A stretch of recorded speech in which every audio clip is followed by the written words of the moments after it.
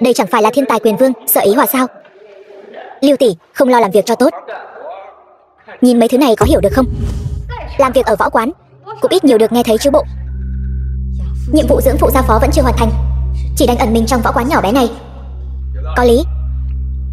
Làm việc cho tốt vào. Các ngươi mau chóng thu dọn đồ đạc cút đi. Nơi này đã được nhà họ Thẩm để mắt tới. Ngươi đang nói năng bậy bạ gì đó?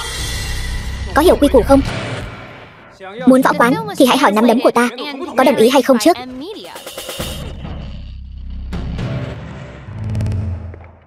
Cái thứ hoa quyền tú cước của ngươi cũng dám nói chuyện quy củ với ta.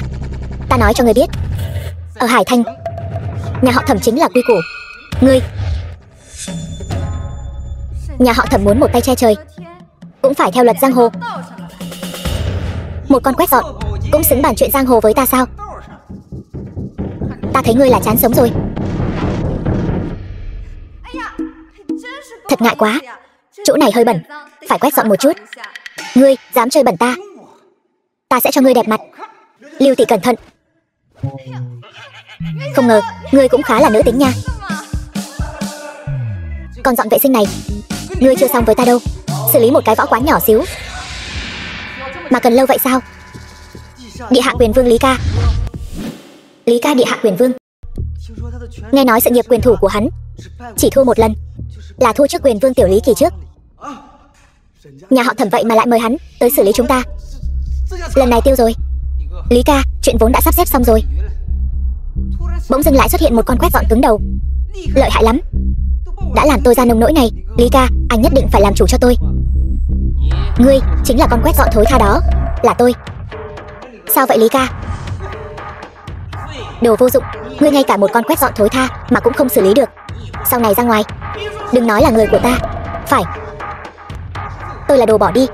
Nhưng Lý Ca, người dọn vệ sinh này không đơn giản đâu. Ngài phải giúp tôi chút giận. Nghe nói người có chút bản lĩnh.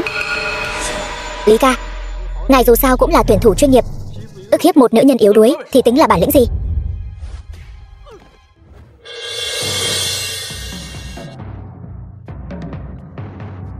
Cái võ quán rách nát của các ngươi không có một ai đánh được.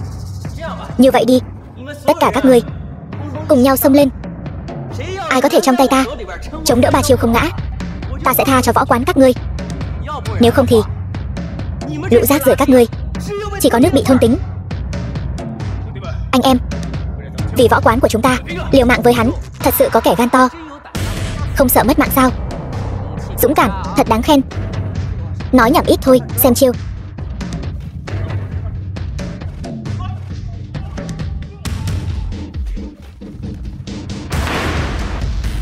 Cái thùng nước này thật sự là hạ bàn không vững. Bên ngoài mạnh mẽ, bên trong trống rỗng, chạm vào là đổ.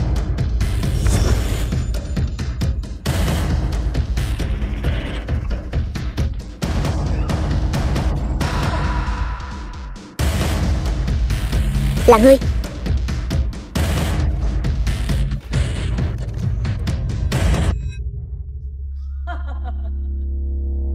Đồ bỏ đi không qua nổi 3 chiêu. Tìm được một chút điểm yếu của ta, các ngươi liền đắc ý rồi. Mau về nhà tìm mẹ mà khóc đi. Ta đến 3 tiếng, nếu còn không ai dám lên, võ quán này sẽ thuộc về ta. 1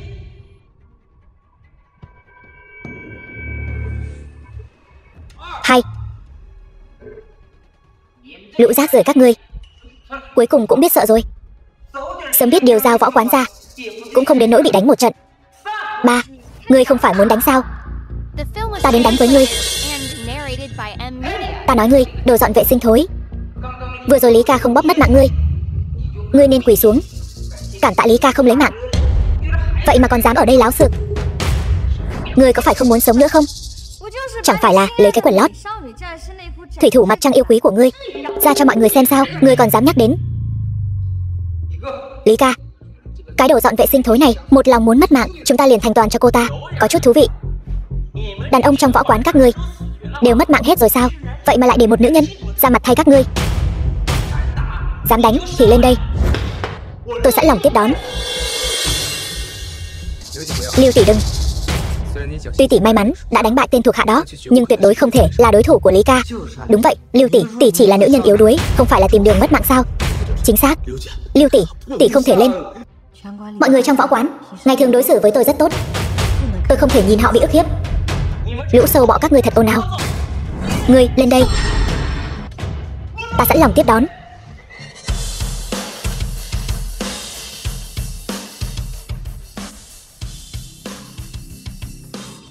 Thắng ngươi không cần bao tay.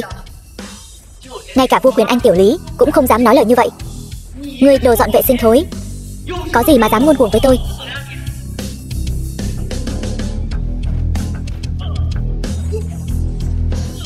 Nhóc con, giỏi thật. Đây vẫn là chị Lưu sao? Quá đỉnh rồi chị Lưu. Chị Lưu, đánh hắn. Chiêu này hay quá. Chị Lưu, đánh hắn. Vài chiêu quyền pháp trông hơi quen mắt. Phải đó, hình như đã gặp ở đâu rồi. Tiêu rồi, nếu không dừng tay sẽ bị phát hiện. 3 chiêu đã qua, ngươi nên thực hiện lời hứa của mình. Nhớ kỹ, núi cao còn có núi cao hơn, ngoài kia còn có người giỏi hơn.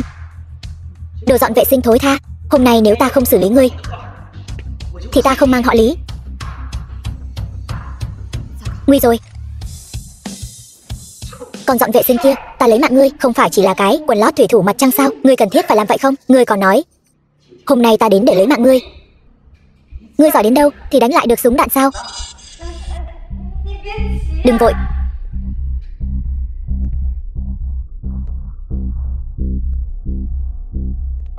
Ngươi bình tĩnh.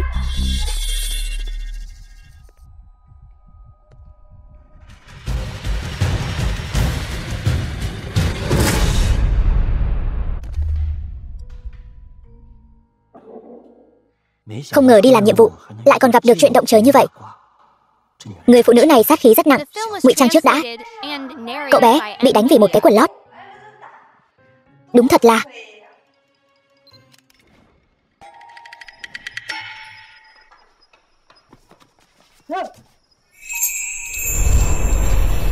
người vừa quay lén cái gì?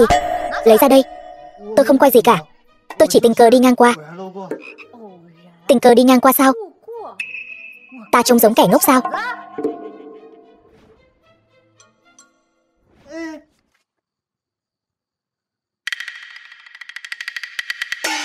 Đây là cái mà ngươi nói, không quay gì cả sao? Ngươi tâm ngoan thủ lạt, ngươi đã lấy mạng người. Ta chỉ là... Ta tâm ngoan thủ lạt. Ác giả ác báo. Là hắn nổ súng trước. Cái dáng vẻ yếu ớt của ngươi còn muốn học đòi người ta ra tay nghĩa hiệp. Bỏ đi. Ngươi chơi bẩn, bằng mặt không bằng lòng. Vừa rồi thừa lúc ngươi không để ý, ta đã tháo thẻ nhớ. Dù bây giờ ngươi lấy mạng ta cũng vô dụng. Ngươi rốt cuộc muốn thế nào? Người phụ nữ này võ nghệ cao cường, tư duy nhanh nhạy. Hơn nữa ta đang nắm giữ điểm yếu của cô ta, là người thích hợp để làm việc đó cho ta. Giúp tôi một việc. Chuyện hôm nay tôi sẽ không nói với ai cả, cứ coi như không thấy. Tuyệt đối không thể để cảnh sát biết được, nếu không thì rắc rối to. Có việc gì? Người nhà tôi sắp xếp cho tôi một buổi xem mắt. Tôi không thích, cũng không có ý định kết hôn. Nếu cô có thể giúp tôi phá hỏng buổi xem mắt, chuyện hôm nay coi như xóa bỏ.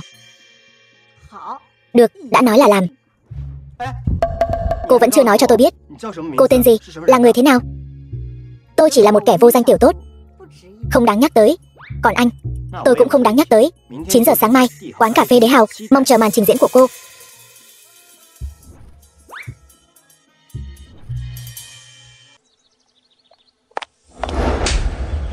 Anh lừa dối tôi, gian díu với con khác, anh có thấy có lỗi với tôi không? Thẩm Thời Giật, người thừa kế Thẩm thị. Cô làm gì vậy? Làm gì? Đồ cha nam đáng ghét, có tư cách gì mà nói? Đồ nhà quê nghèo hèn từ đâu tới? Anh có thể giải thích một chút không? Rốt cuộc chuyện này là sao? Tiểu thư, không biết sao lúc trước hắn ta làm trai bao đều là tôi giúp đỡ hắn. Bây giờ hắn ta ra nông nỗi này cũng là vì chuyện đó. Cầm miệng. Ý cô là trước đây hắn ta làm cái nghề đó, sống dựa vào đàn bà. Sau đó hắn ta phất lên, liền bỏ rơi mẹ con tôi. Trước đây hắn ta là người đàn ông dịu dàng nhất. Hắn ta nói tôi là gió, hắn là cát. Tôi vẫn còn nhớ.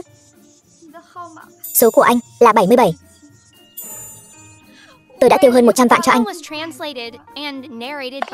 Cả nhà cũng bán rồi. Gia đình cũng bị tôi làm cho bỏ đi. Anh đúng là nhẫn tâm. Đồ trai bao đáng ghét. Đúng là xui xẻo.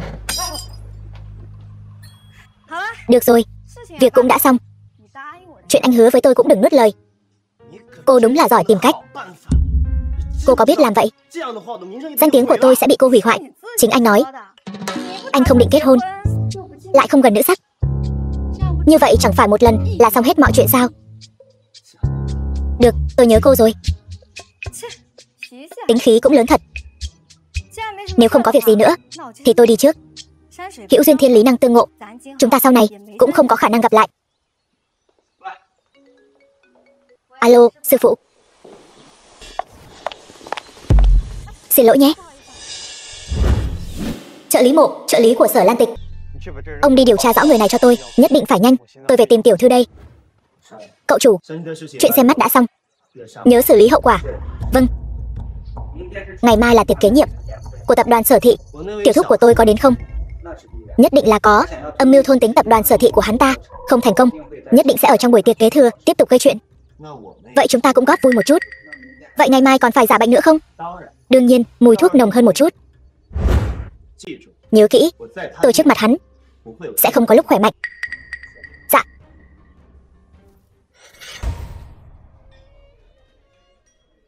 Sư phụ muốn tôi ở đây lấy được bí mật thương mại liên quan đến nhà họ Thẩm. Bây giờ xem ra cũng không phải là chuyện dễ dàng. Hôm nay là tiệc kỷ niệm 20 năm thành lập nhà họ Thẩm. Thẩm Thế Bằng nói không đến thì không đến. Vâng, thiếu gia. Ông ta là muốn tạo cơ hội cho cậu và Phương Viên Viên tiểu thư ở riêng với nhau. Vừa tiễn một Hạ Thiệp Giang đi, lại đến một Phương Viên Viên. Người chú nhỏ này của tôi đúng là luôn luôn quan tâm đến chuyện đại sự đời tôi. Thiếu gia, Phương tiểu thư lớn lên cùng cậu, lần này cô ấy đặc biệt không hứng thú.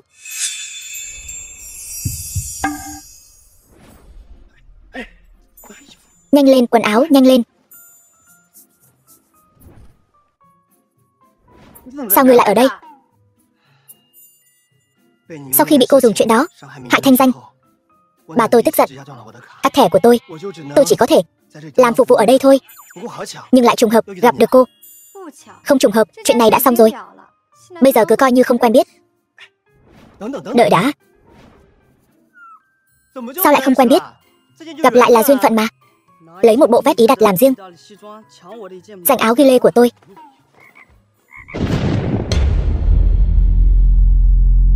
Cô ta là ai vậy?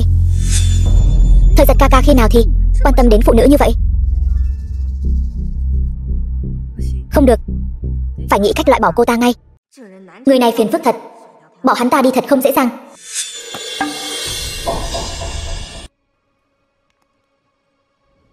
Của cô. Hỏng rồi. Cái vòng cổ tôi đặt làm cho bà Thẩm sao lại biến mất rồi? Có phải cô đã lấy trộm vòng cổ của tôi không? Cô tốt nhất nên tìm lại đi. Vòng cổ này trị giá gần 5 triệu. Muốn đi cũng không dễ vậy đâu. Nếu không phải tôi lấy, cô quỳ xuống xin lỗi tôi được chứ? Cô nói dối. Chỉ có cô chạm vào túi của tôi, không phải cô thì còn ai nữa? Cô Phương là tiểu thư khuê các, sao có thể vu oan một kẻ nghèo hèn như cô chứ? Phải đó, cô cũng nên tự soi gương xem mình là ai đi. Khám người cô ta cho ta. Những vệ sĩ của tôi đều là hạng nhất trong các cuộc thi quyền Anh, biết cách đánh người thành tàn phế mà không ai hay biết.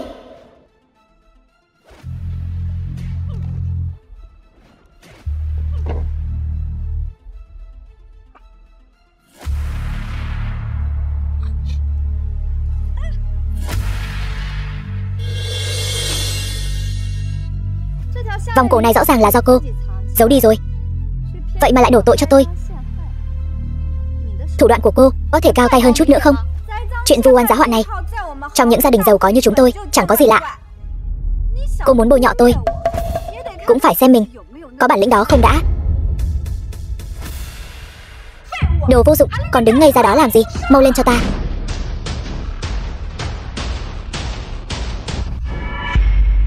Còn mạnh miệng. Xem ra tôi chỉ có thể. Khoan đã. Cút ra. Đây là bữa tiệc của Thẩm gia. Cô muốn làm gì? Thẩm gia? Lẽ nào anh ta là anh Thẩm? Tôi chỉ muốn dạy dỗ kẻ nghèo hèn này thôi. Sao anh lại bênh vực cô ta vậy? Là cô vu oan giá họa trước không xin lỗi, bây giờ lại gây sự nữa. Cô coi Thẩm gia chúng tôi không ra gì sao? Ở đây không có chỗ cho cô làm càn. Cô không sao chứ? Bà Thẩm, bà mau nhìn người phụ nữ này đi. Cô ta không chỉ quyến rũ anh Thời Giật, mà còn đánh vệ sĩ của con. Uổng công con từ nước ngoài trở về để gặp anh Thẩm, còn tham gia bữa tiệc của Thẩm gia nữa. Ba con không biết chuyện này đâu. Một con nhỏ nhà quê cũng muốn gả vào Thẩm gia chúng ta sao? Phải đó, cô cũng nên tự soi gương xem mình là ai đi.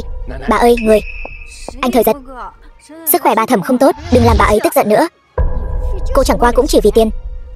Bây giờ cầm tiền rồi mau rời khỏi Thời Giật đi, đừng để tôi nhìn thấy cô nữa.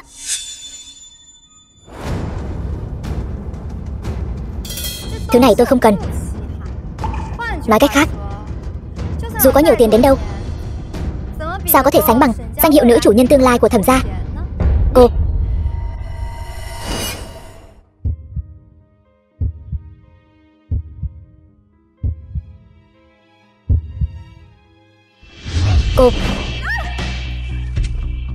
mục đích của cô quả nhiên không trong sáng. Vậy mà dám mơ tưởng tranh anh Thẩm với tôi. Tôi nói cho cô biết, chủ tịch tập đoàn Sở Thị, Sở Lan Tịch là chị kết nghĩa của tôi. Sau này tôi sẽ là phó tổng giám đốc của Sở Thị. Sở Thị là tập đoàn số 1 thế giới, giàu có vô địch. Mỗi năm số người được vào làm việc chỉ đếm trên đầu ngón tay. Phương tiểu thư quả nhiên lợi hại. Chính xác, tập đoàn Sở Thị tiếp nhận toàn là nhân tài đỉnh cao toàn quốc. Không ngờ Phương tiểu thư này không chỉ ra thế tốt, dung mạo tốt, ngay cả năng lực cũng xuất chúng như vậy. Sở Thị tập đoàn là cả đời ngươi cũng không với tới được đâu. Người con gà rừng này vĩnh viễn cũng không biến thành phượng hoàng. Đại tiểu thư chính là nơi này.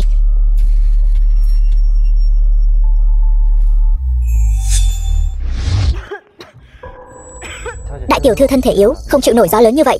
Mau đưa đại tiểu thư về xe nghỉ ngơi. Cô gái vừa rồi ngươi thấy chứ, bắt buộc phải đưa người bình an mang qua cho ta. Vậy yến tiệc còn tham gia không? Đưa người về là được. Yến tiệc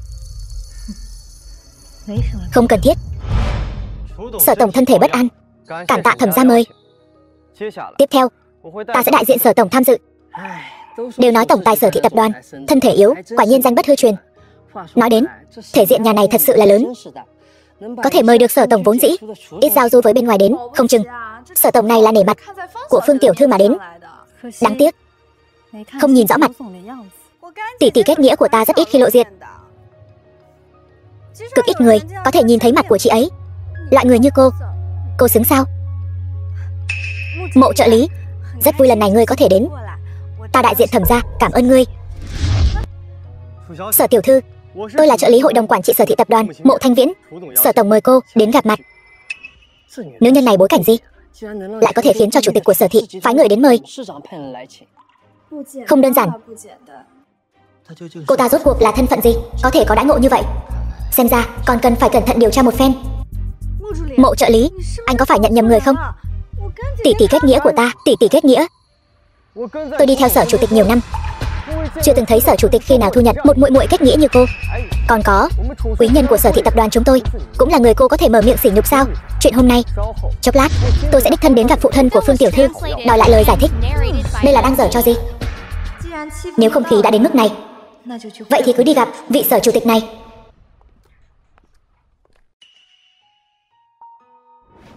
Sao ngươi lại giống ta như vậy? Bởi vì ta là đại tiểu thư.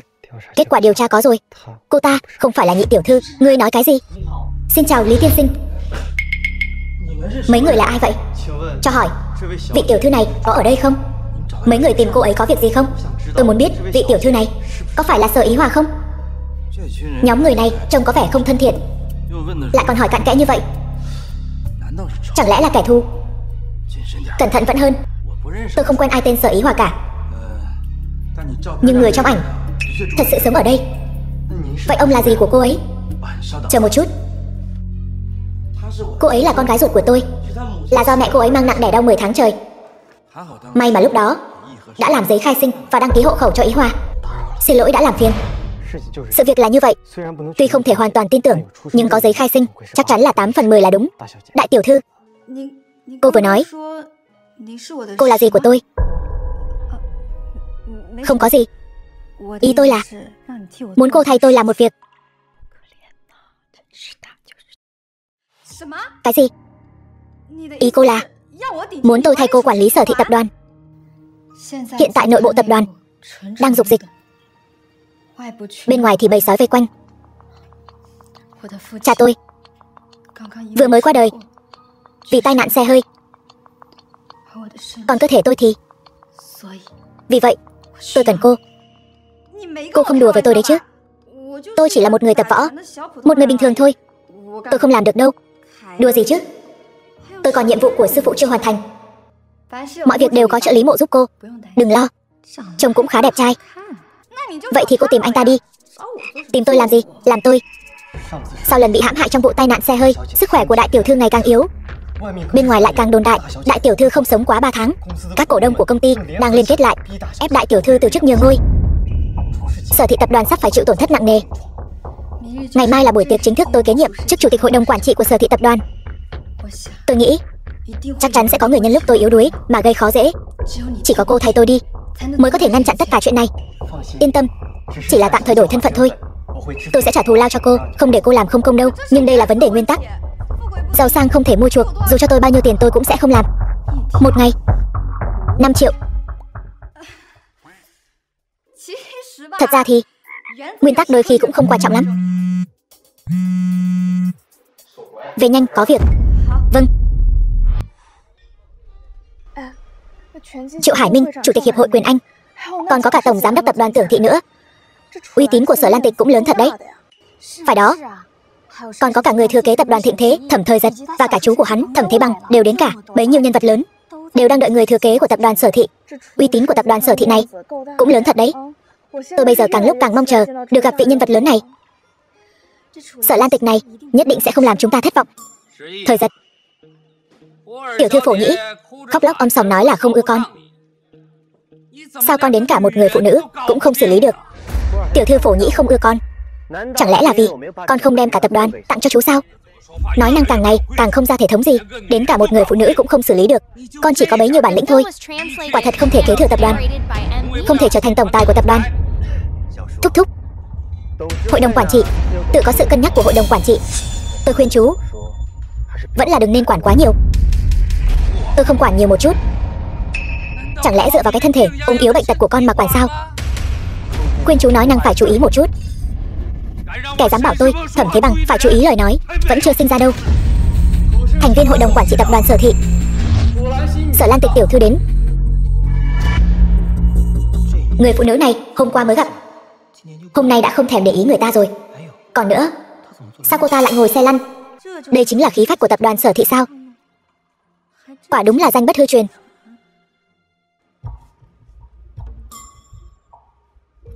Cái này làm sao lọt vào đây được?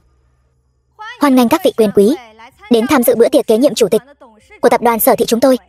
Sao cô ta lại đột nhiên trở thành chủ tịch tập đoàn Sở Thị rồi? Coi như cô mạng lớn, hôm nay còn có thể ngồi ở đây. Tôi, Triệu Hải Minh, có thể tận mắt chứng kiến dung nhan thật của Sở tổng đã là tam sinh hữu hạnh. Sau này, câu lạc bộ Quyền Anh của tôi chỉ nghe theo cô.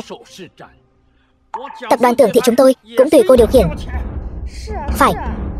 Không ngờ vị chủ tịch nổi tiếng trong giới thương nghiệp này lại trẻ trung xinh đẹp như vậy. Tập đoàn Sở Thị này nhất định sẽ dưới sự lãnh đạo của cô ấy mà phát dương quang đại. Lời này không sai. Đám cỏ đầu tường không có tầm nhìn. Cha tôi, lão Sở tổng, 3 tháng trước đã không may qua đời. Trước khi mất, ông ấy từng nói cảm ơn sự ủng hộ của mọi người.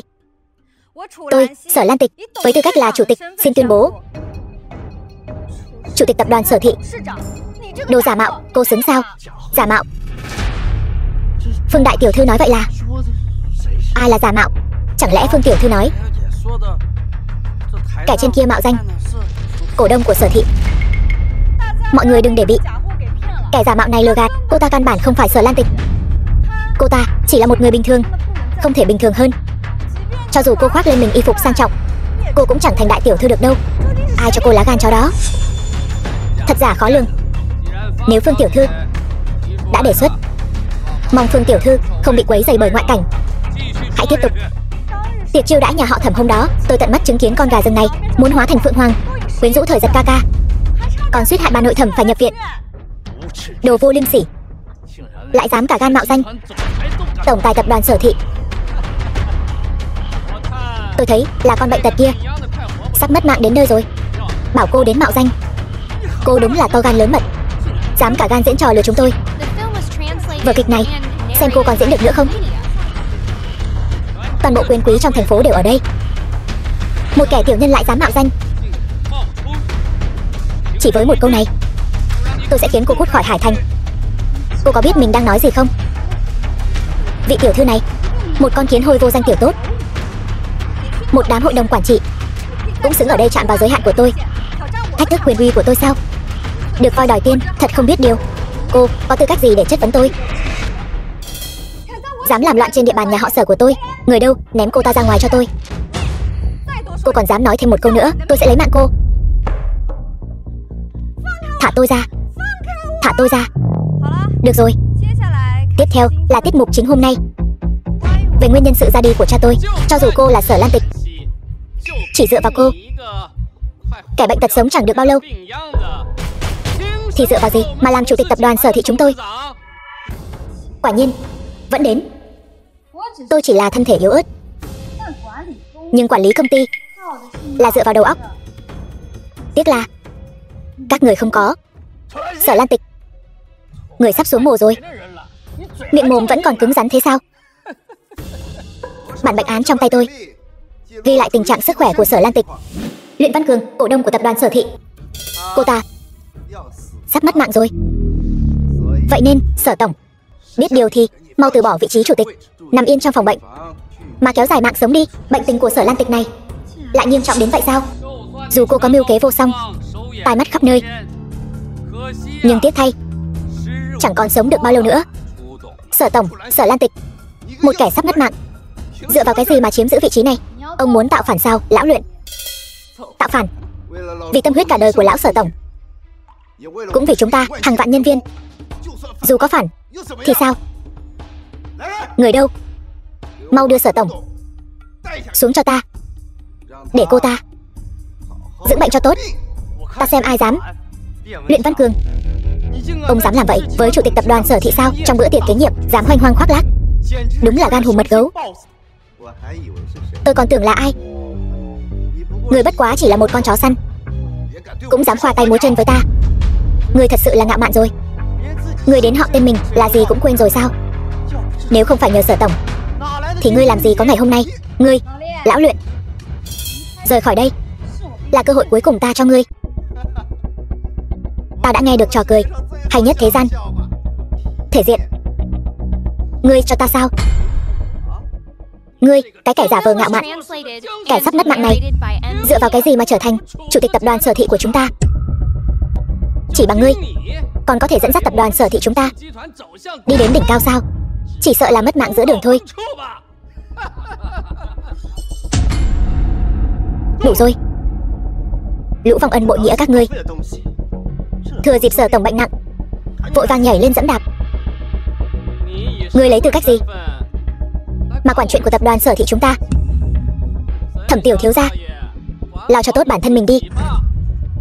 Thằng nhóc miệng còn hôi sữa. Thẩm tổng, quản lý đám tiểu bối đi.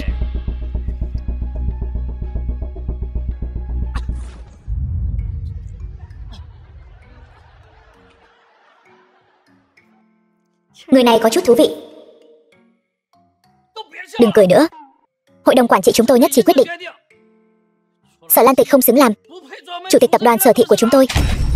Đúng vậy, tập đoàn Sở Thị chúng ta không thể bị hủy hoại trong tay một kẻ sắp mất mạng. Sở tổng, vì lợi ích của tập đoàn Sở Thị, cô vẫn nên thoái vị nhường ngôi đi. Kẻ mạnh lên, kẻ yếu xuống. Nếu đã như vậy, cô vẫn nên xuống đi. Đúng, tôi xin đề nghị hủy bỏ chức vụ chủ tịch của Sở Lan Tịch. Ta Triệu Hải Minh cũng đồng ý bãi miễn. chức vụ chủ tịch của Sở Lan Tịch. Tập đoàn Giang Thị chúng tôi cũng đồng ý. Thoái vị. Thoái vị. Thoái vị. Thoái vị. Tập đoàn Sở Thị này sắp là vật trong túi của ta rồi. Sở Thị này từ nay về sau sẽ mang họ Thẩm. Ta chỉ là thân thể yếu ớt, phải ngồi xe lăn, chứ có mất mạng đâu. Hơn nữa, chỉ bằng lũ tôm tép các ngươi cũng xứng ép ta thoái vị sao? Bệnh án ở ngay đó, bất quá chỉ còn sống vài ngày thôi, khác gì đã mất mạng. Thật nực cười. Chỉ bằng một tờ giấy rách cũng muốn định đoạt sinh tử của ta. Đừng tự coi mình quá cao, nếu không té xuống cũng không biết mình mất mạng như thế nào. Nói cách khác, vị trí chủ tịch này cho dù ta nhường lại thì trong số các vị ở đây ai mới xứng đáng ngồi vào? Sở tổng, biết thời biết thế mới là anh hùng. Cô đã như vậy rồi mà còn ở đây giả vờ ra vẻ ta đây. Theo tôi thấy, theo ông thấy, ông là ai cũng xứng xen vào chuyện của tập đoàn Sở Thị ta sao?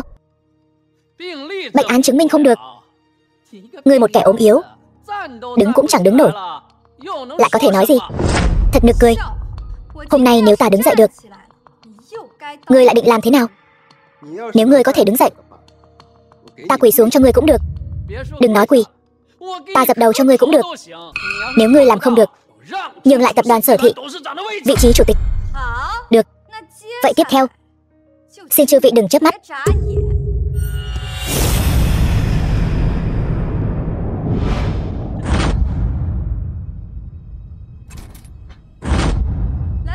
Nào, để ta nói thay các ngươi. Ta đứng dậy rồi đây. Văn kiện có thể chứng minh được gì? Ta không chỉ đứng được mà còn đi được, nhảy được, thanh lý môn hộ được. Võ công này đúng là nàng rồi. Suýt quên, còn người nữa, Luyện Văn Cường. Cơ thể tôi có vấn đề gì sao? Sở tổng, tôi nghĩ giữa chúng ta chắc là có hiểu lầm gì đó. Hiểu lầm thôi. Cha tôi kêu mang các ngươi, kết quả các ngươi lại đối xử với huyết mạch duy nhất của ông ấy như vậy sao? Sở tổng, tôi sai rồi. Sai rồi. Tôi cứ tưởng mấy vị cổ đông các ngươi có bản lĩnh gì cơ, thật khiến tôi thất vọng. Chủ tịch, xin hãy tin tôi. Tôi với tập đoàn Sở Thị, với ngài đều một lòng trung thành. Trung thành? Tôi không nghe nhầm chứ? Vừa rồi anh nói không phải vậy mà. Tôi bị kẻ gian xúi giục. Chủ tịch, hãy tin tôi. Kẻ gian? Tôi là người ủng hộ kiên định nhất của ngài. Sở tổng, nếu người đã khỏe mạnh rồi, vậy chúng tôi cũng yên tâm rồi. Yên tâm? Yên tâm cái gì? Những kẻ vừa rồi nợ ta lời hứa, bây giờ có thể thực hiện rồi, phải không? Triệu hội trưởng, là ngươi nói. Ta đứng dậy, các ngươi quỳ xuống. Đều là người trong giới kinh doanh, ngẩng đầu không thấy, cúi đầu gặp nhau. Hay là thôi đi, Sở tổng. Sở tổng, dù sao, hồi nhỏ ta cũng từng bế ngươi. Thôi bỏ đi, hồi nhỏ ta cũng từng bế ngươi. Lúc nãy ép ta thoái vị, có nghĩ đến việc từng nhìn ta lớn lên, có nghĩ đến đều là người trong giới kinh doanh, ngẩng đầu không thấy, cúi đầu gặp nhau không? Hôm nay có một tên nào tính tên đó. Ai không quỳ ở tập đoàn Sở Thị ta thì đừng hòng có chỗ đứng. Quỳ xuống. Lần này tha cho ngươi, còn có lần sau. Không chỉ có thế đâu.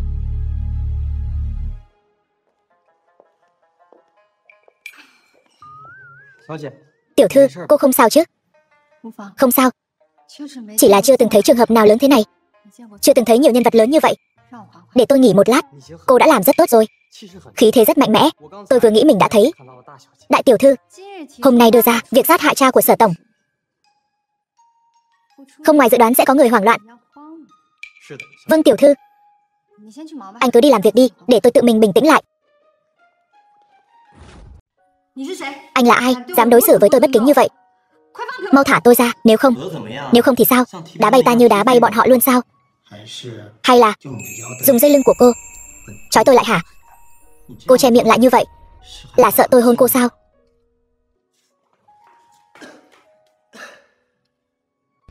Sở Lan Tịch mới không đẩy người ta ra, mà xoay người rời đi. Cái dáng vẻ quay đầu của cô giống hệt một cố nhân của ta. Tôi không hiểu anh đang nói gì. Cô không thể nào không hiểu. Lúc nãy cô đá bay cổ đông, tôi đã nhìn ra rồi. Cái mức độ thành thạo đó với cô ở rừng cây lúc trước giống nhau như đúc. Anh mà dám nhắc đến rừng cây một chữ nữa, tôi sẽ lấy mạng anh diệt khẩu. Có phương thức liên lạc rồi. Cô không thể lấy mạng tôi. Hơn nữa cô đối với tôi là có mục đích phải không? Tôi đúng là đã xem thường anh. Bề ngoài nhìn có vẻ yếu đuối, kỳ thực tâm cơ thâm sâu lắm. Nếu tôi không có chút tâm cơ, tôi làm sao có thể ở dưới tay Thẩm Thế Bằng mà sống sót? Chẳng lẽ cô không có giấu giếm dưới tay điều gì sao? Tôi nên gọi cô là Sở Tổng, hay là không có hay là anh muốn tôi làm gì thì anh mới đồng ý giữ bí mật của tôi và giúp tôi đạt được thứ tôi muốn. Cùng có lợi, chắc không khó hiểu đâu. Khi tôi cần cô phải có mặt ngay. Điều này chẳng khác nào điều khoản bá đạo. Không có chỗ nào để thương lượng sao? Vậy tôi chỉ có thể thành giao vì 500 vạn của tôi. Ngươi nhiều lần thu thập tình báo của ta, phá hoại chuyện tốt của ta. Hôm nay xem như rơi vào tay ta rồi. Bỏ bàn tay bẩn thỉu của ngươi ra. Sắp mất mạng đến nơi rồi, còn không dám lộ diện. Thôi được, cướp lại thẻ nhớ chứa video trên người hắn cho ta.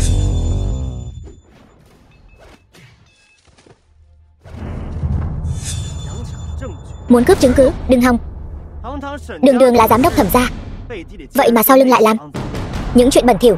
Nếu mọi người biết được thì cái ghế giám đốc này của ngươi còn ngồi vững như vậy sao? Kẻ trước kia dám đe dọa ta như ngươi đã mất mạng không toàn thây rồi. Còn chưa hiểu sao? Lên cho ta.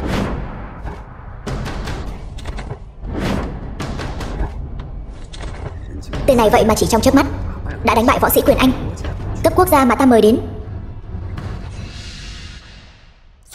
Tiêu rồi, không thể đánh nữa, phải nhanh chóng rời khỏi đây. Đầu mũi tên ngắn đã gãy, dưới đất có vụn vải, chắc chắn đã trúng rồi. Dưới đất không hề có vết máu, liệu có khi nào không làm hắn bị thương? Thẩm giám đốc, ám khí này là do bậc thầy thế giới chế tạo cho ta. Chúng là bị thương. Mau đi tìm. Sống phải thấy người, mất phải thấy xác. Vâng. Ám khí của Thẩm Thế Bằng này đã vào cơ thể, không bao lâu nữa ta sẽ mất đi ý thức, thần trí mơ hồ. Ta phải nhanh chóng tìm một nơi để dừng chân.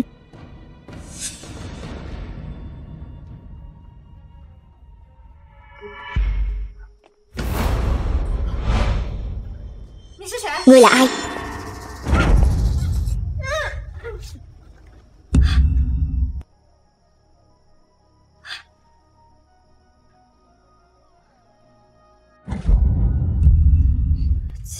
Vậy mà lại là hắn.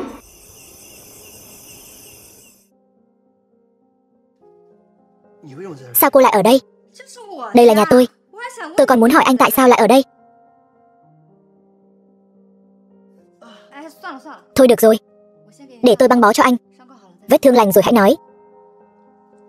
Cô muốn làm gì? Xẻ áo ra để băng bó chứ. Nếu không thì tôi băng bó lên áo chắc. Sở Lan Tịch.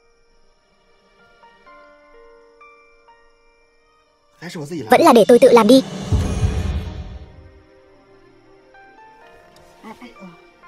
Vẫn là để tôi giúp anh.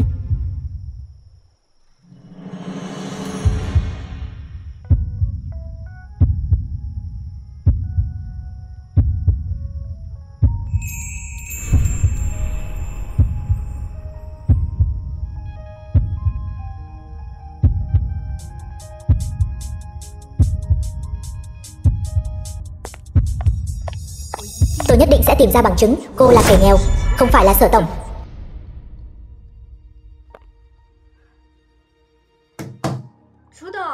Sở Tổng có ở đó không? Cô ta sao lại ở cái nơi khỉ ho có gáy này? Không sao, tôi sẽ gọi dì đuổi cô ta đi.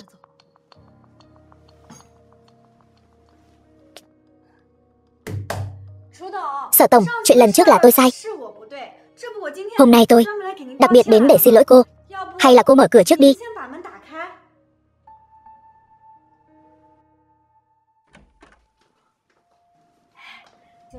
Vị tiểu thư này, Sở tổng sức khỏe không tốt, đã đi ngủ rồi.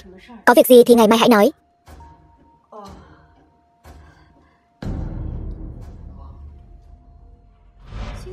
Không làm chuyện trái với lương tâm, sao có thể nói dối là đã ngủ rồi được.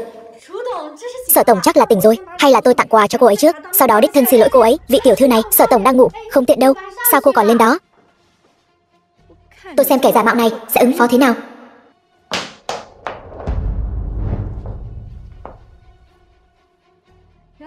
Thì ra Phương tiểu thư có sở thích rình mò chuyện giường chiếu của người khác.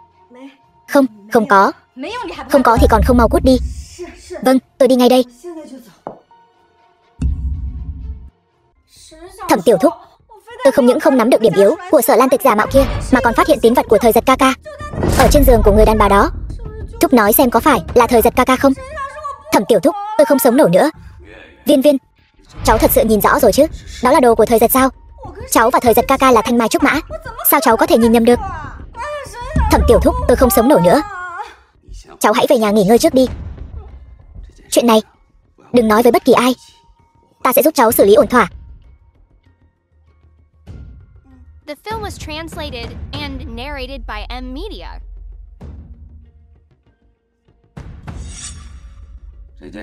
Chuyện này khắp nơi đều lộ ra vấn đề. Thẩm tổng, có chuyện gì vậy? Thẩm Thời Giật khi nào thì rời đi?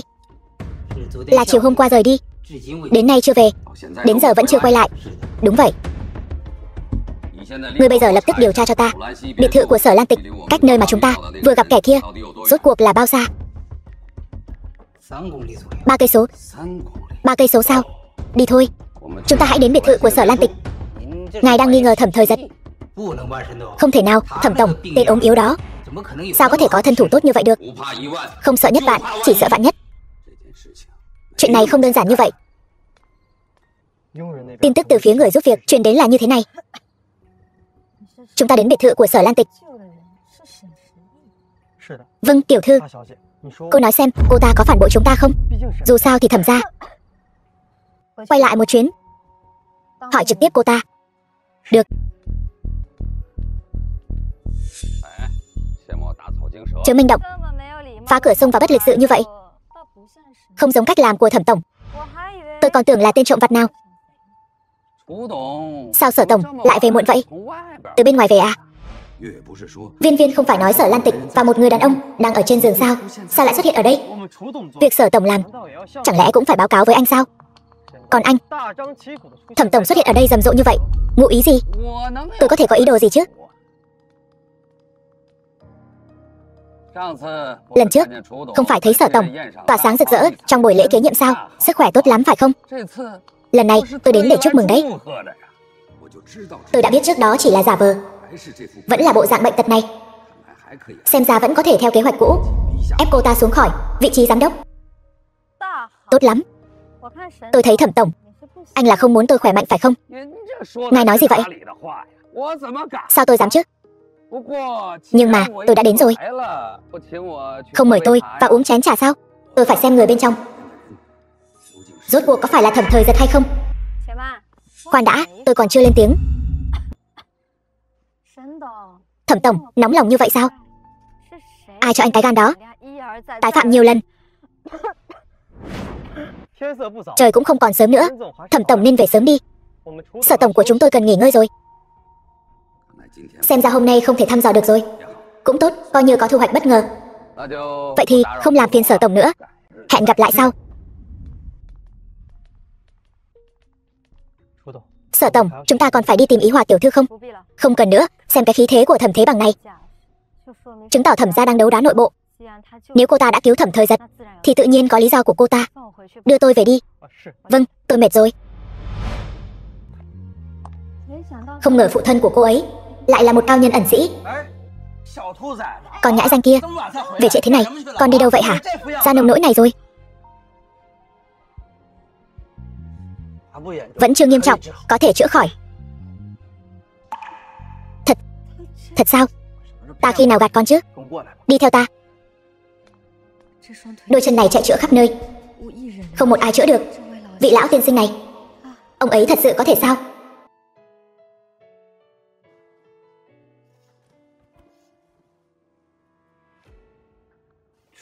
Sở Lan Tịch, tối qua cô cưỡi trên người ta lúc đó không phải bộ dạng e lệ này đâu.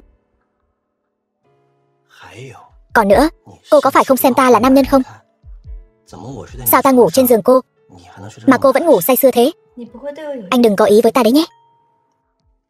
Vậy thì cô nghĩ nhiều rồi.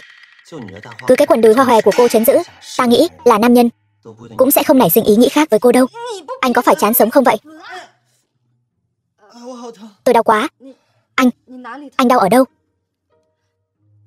Tôi đau ở đây. Tôi đau ở đây. Anh cố ý phải không? Tôi chỉ muốn lại gần một chút thôi. Sao trước đây tôi không phát hiện? Anh lại giỏi tán tỉnh thế nhỉ?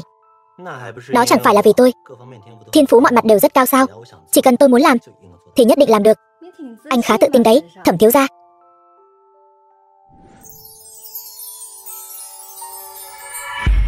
Biết trước anh khó chịu thế này, tôi đã không dính vào chuyện này rồi. Sao? Ý của cô là cô muốn hủy bỏ, được không? Không được.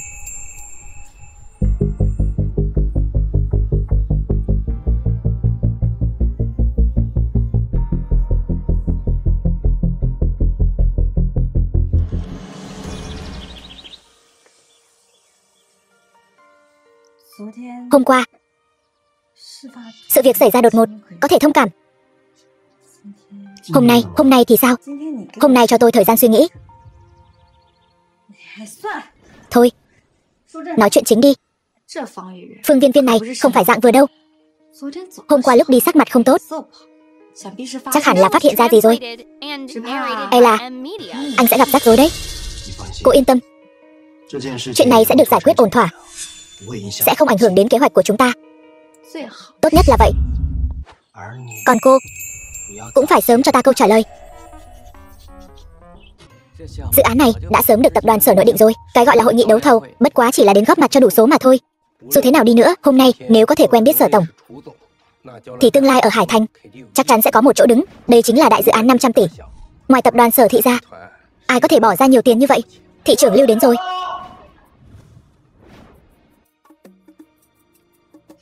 Tối nay, chúng tôi đặc biệt tổ chức tại đây hội nghị đấu thầu dự án Đông Môn. Hoan nghênh sự hiện diện của quý vị.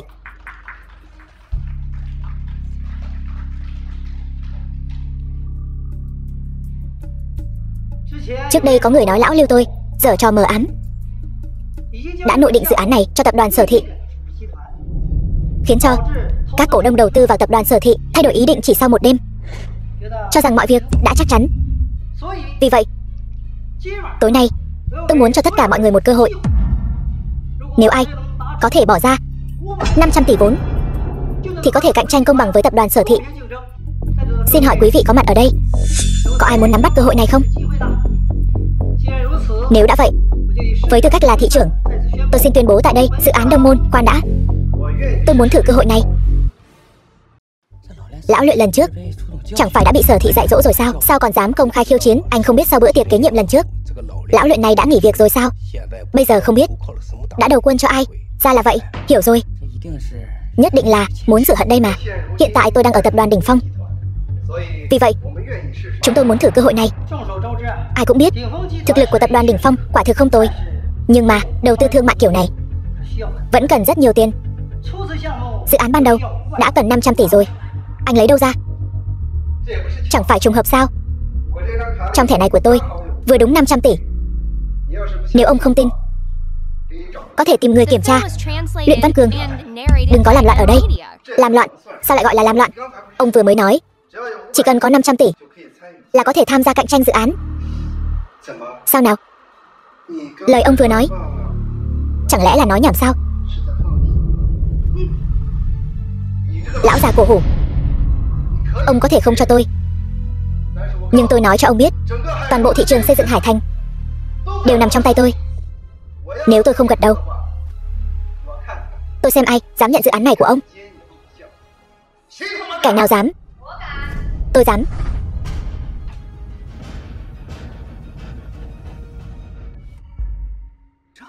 Lần trước gặp cô ấy vẫn còn bộ dạng ốm yếu, sao lần này lại khỏe mạnh như vậy? Lâu rồi không gặp. Sở đại tổng giám đốc. Không ngờ chứ gì. Tôi lột xác rồi, trở thành đối thủ cạnh tranh của cô. Một con chó cũng núm dưới tay tôi, lại ôm lấy một cái đùi còn chẳng bằng tôi, còn dám sủa trước mặt tôi. Buồn cười. Ngươi, đủ rồi, Luyện Văn Cường, ngươi định làm loạn đến khi nào? Được, nói chuyện chính đi. Hiện tại hai vị đều đang ở đây, ngươi cũng nên cho chúng ta một câu trả lời rồi. Ngươi chỉ có 500 tỷ vốn, về sau còn cần một lượng lớn vốn để đầu tư nữa. Nếu chỉ có hai người, vậy thì ai cao hơn người đó được? Nói đơn giản là hiện tại ai trong hai người có thể huy động càng nhiều vốn thì người đó sẽ nhận được dự án này. Cái đùi mới mà Luyện Văn Cường đầu quân vào tuy là lớn mạnh, nhưng xét về vốn thì chắc chắn không phải đối thủ của tập đoàn Sở Thị. Nhưng mà các người chưa nghe nói sao? Gần đây tập đoàn Sở Thị làm ăn sa sút lắm, vốn liếng gì đó đã xuất hiện đứt gãy nghiêm trọng rồi. Ai đúng ai sai, ai thắng ai thua còn chưa biết được đâu. Nhưng mà Lưu thị trưởng lại thiên vị tập đoàn Sở Thị hơn đấy. Tôi biết lo lắng của các vị, cho rằng tôi không thể không có tiền như tập đoàn Sở Thị, không tự lượng sức, cho rằng tôi nhất định sẽ thua. Nhưng mà hôm nay các người sẽ không được như ý đâu.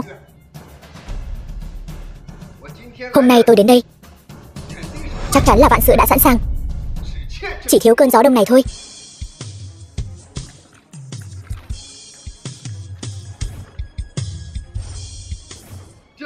Những thứ này cộng với tấm thẻ này, tổng cộng 1.000 tỷ.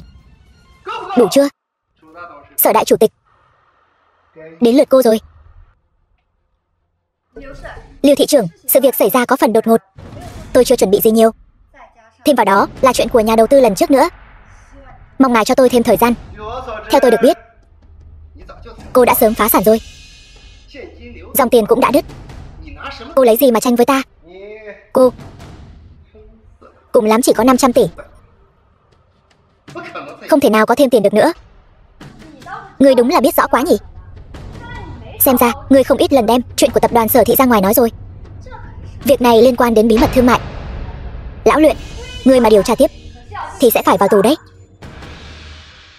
Tình trạng hiện tại của tập đoàn Sở Thị thì ai ở đây mà không biết.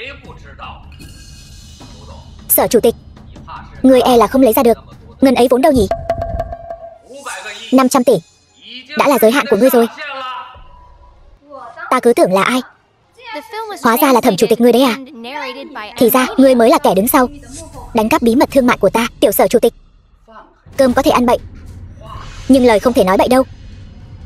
Ta không thể làm ra loại chuyện như vậy được. Nhưng mà nếu những gì ta vừa nói không phải sự thật thì ngươi hãy lấy ra 500 tỷ ra đây xem nào. Sở Lan Tịch à, Sở Lan Tịch, ngươi chẳng phải rất giỏi sao? Lúc xử lý ta chẳng phải rất oai phong sao? Sao giờ lại không được nữa rồi? Cũng may là Sở Lan Tịch ngươi không thừa nhận ngươi là tỷ tỷ kết nghĩa của ta, nếu không thì mặt mũi ta mất hết rồi. Trời ơi, Sở Thị tập đoàn sao lại thế này? Đó chính là tập đoàn tài chính quốc tế mà, cho nên Sở Thị tập đoàn là dưới sự lãnh đạo của Sở tổng suy tàn rồi. Luyện Văn Cường, tên vô lại nhà ngươi, thật sự tưởng ta không giải quyết được ngươi sao? Giải quyết ta thì được gì? Cả Hải Thành này ai mà không biết Sở Thị tập đoàn chủ tịch hội đồng quản trị Sở Lan Tịch hôm nay giống như tiện nhân bị ta đạp dưới chân. Cảm giác này thật sảng khoái. Sở Lan Tịch, ngươi chẳng phải rất ngầu sao? Ngươi nói đi, ta đang đợi. Ngươi cứ việc gọi người của ngươi đi. Ngươi đợi cái gì? Đợi ngươi trở thành trò cười cho cả Hải Thành này sao?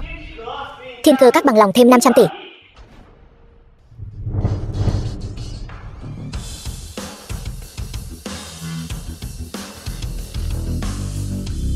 Là hắn, kẻ đã cướp thẻ nhớ chứa video của ta đêm đó. Hỏng rồi, ta đã biết thân phận hắn không đơn giản. Ta và Sở Thị tập đoàn nguyện bỏ ra 500 tỷ. Hóa ra là Thần Long chỉ thấy đầu không thấy đuôi của Thiên Cơ Các. Đó chính là nơi nắm giữ toàn bộ huyết mạch Hải Thành. Không chỉ vậy, nghe nói Thiên Cơ Các có hàng trăm đặc công, chỉ cần hắn muốn, bất cứ lúc nào cũng có thể lật đổ Hải Thành. Hơn nữa, ra tay là 500 tỷ. Bọn họ liên thủ, ai có thể sánh bằng? Nếu 500 tỷ không đủ, Thiên Cơ Các ta nguyện tiếp tục tăng giá, Cho đến khi giành được dự án này, Thiên Cơ Các luôn ẩn mình. Tại sao lại muốn quản chuyện thương mại ở Hải Thành chứ?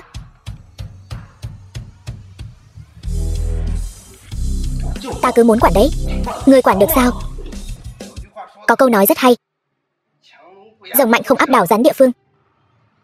Thiên Cơ Các ngươi, dù mạnh đến đâu thì đã sao? Ta nói cho ngươi biết, không phải Mãnh Long không quá giang. Ngươi đoán xem Thiên Cơ Các ta và Sở Thị Tập đoàn có thể ép con rắn địa phương nhà ngươi thành cá đầu to không? Ngươi bất quá chỉ là một con chuột không dám láo mặt ra ánh sáng. Thật sự tưởng có người chống lưng cho ngươi là có thể chó cậy gần nhà, gà cậy gần chuồng sao? Sở Lan Tịch, có chuyện gì vậy con trai? Sở Lan Tịch, ngươi chán sống. Dừng tay, Luyện Văn Cường. Hôm nay là hiện trường hội nghị đấu thầu của chúng ta, không phải là võ đài của ngươi.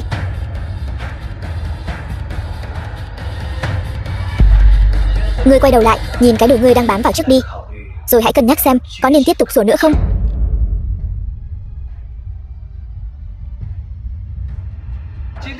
Hôm nay tạm tha cho ngươi, đừng để ta tìm được cơ hội. Ngươi không cần tìm cơ hội nữa, chính là bây giờ.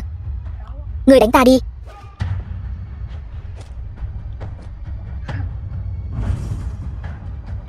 Sở Lan Tịch này rất khác thường, cho ngươi cơ hội mà ngươi không biết tận dụng. Sở Lan Tịch, ngươi đang làm gì vậy? Ngươi đang tạo thù chuốc oán cho Sở Thị Tập đoàn đấy. Kỳ lạ, tạo thù chuốc oán cho Sở Thị Tập đoàn liên quan gì đến Thẩm tổng giám đốc? Chẳng lẽ Thẩm tổng giám đốc đã ngầm thừa nhận tập đoàn Sở Thị là của ngài rồi? Không biết ngài có chối nổi không? Thảo nào Thẩm tổng giám đốc luôn rất quan tâm chuyện của tập đoàn Sở Thị. Không lẽ là sự thật? Lời này không thể nói lung tung, để Thẩm tổng giám đốc nghe thấy nhất định sẽ trả thù chúng ta. Nghe nói tên này rất nhỏ nhen.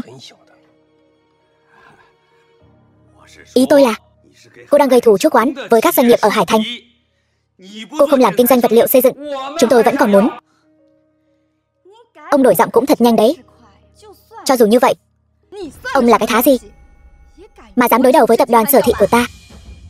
Ông cũng xứng sao? Thật sự xem Sở Lan Tịch ta là kẻ chỉ biết kinh doanh, nhu nhược dễ bắt nạt sao? Được, Sở tổng giám đốc nhỏ, ngươi có gan lắm.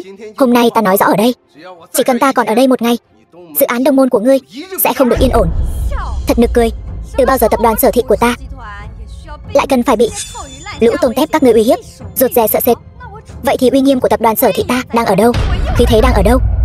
Luyện Văn Cường, ngươi nghe cho rõ đây. Bất kể ngươi dùng thủ đoạn hèn hạ nào, cứ việc thi triển ra, ta Sở Lan Tịch sẽ nhận hết.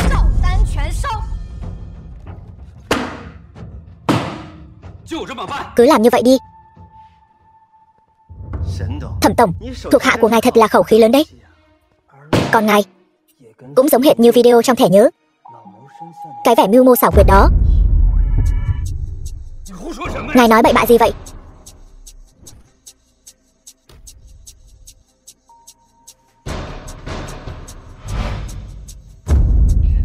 Thẩm tổng, chuyện võ đài ngầm đã xử lý xong rồi. Hiện tại tất cả lợi nhuận ngầm của khu vực Hải Thành đều thuộc về chúng ta rồi. Làm tốt lắm. Là cái võ đài ngầm đã hãm hại vô số người đó. Em trai tôi khi đó không hiểu sao lại bị lôi đi đánh quyền đen, lợi dụng xong rồi còn không buông tha, ngược lại còn muốn lừa gạt gia đình một phen. Cả 300 vạn đấy, cứu về được một bộ xương khô. Thẩm tổng giám đốc, ngài thật độc ác. Các người hãm hại tôi thật sự là không từ thủ đoạn nào. Trong sạch tự khắc rõ ràng. Hay cho câu trong sạch tự khắc rõ ràng. Vậy thì cứ xem tiếp đi. Thẩm tổng, họ Sở kia cứ như cái gai trong mắt, tìm cơ hội xử lý hắn đi, sau đó bỏ chút tiền chia rẽ tập đoàn Sở Thị. Như vậy chúng ta có thể dễ dàng đá tập đoàn Sở Thị ra khỏi cuộc chơi. Nhưng làm như vậy có phải hơi... Kêu ngươi làm thì cứ làm đi, ai cũng có giá của mình.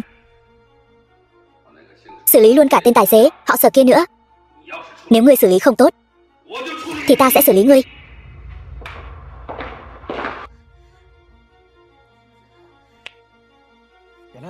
Thì ra lão Sở tổng giám đốc là bị loại người như ngươi hại. Ngươi thật độc ác. Ngươi đúng là đồ cặn bã. Ngươi không xứng làm giám đốc. Nhược yếu nhân bất chi, trừ phi Kỷ Mạc Vi. Video này là do thuộc hạ của ngươi quay lại. Ban đầu định tống tiền một khoản, không ngờ lại bị xử lý. Thẩm tổng, ông còn gì để chối cãi nữa không? Thì ra là ông đã động tay động chân vào xe của cha mẹ ta. Trước tiên là hại mẹ ta, sau đó lại dùng chiêu cũ hại cha ta.